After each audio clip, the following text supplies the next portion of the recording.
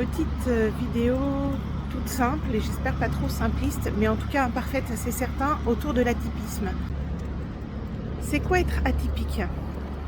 Être atypique, c'est avoir des comportements, des paroles, des usages, des pensées, des modes de réflexion, des modes d'apprentissage qui ne sont pas complètement dans la norme, ou en tout cas pas comme ceux de la plupart de la population. Je vais utiliser une métaphore pour les gens qui sont assez néophytes sur ce sujet.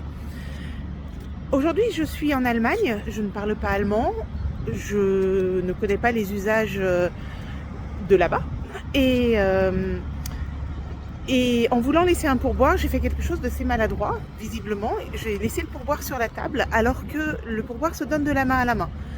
J'ai peut-être pu passer pour quelqu'un de rustre, de mal élevé, d'impoli, d'incorrect et autres joyeusetés. Pour autant, ce n'était évidemment pas du tout mon intention.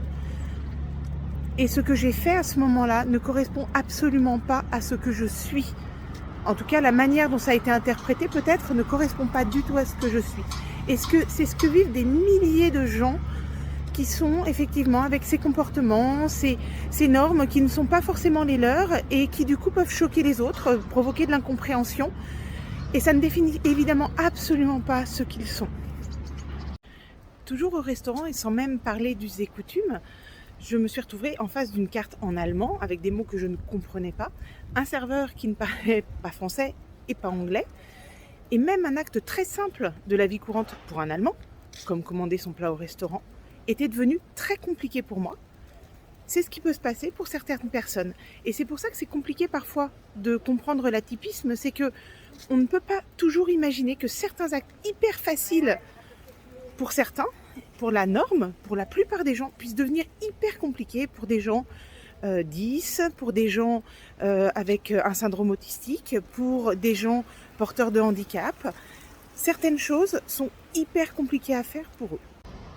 Et si on avait la même bienveillance envers les profils atypiques que celle qu'on a envers quelqu'un qui cherche son chemin et qui n'est pas du coin, ça serait vachement sympa et la vie serait vachement plus chouette.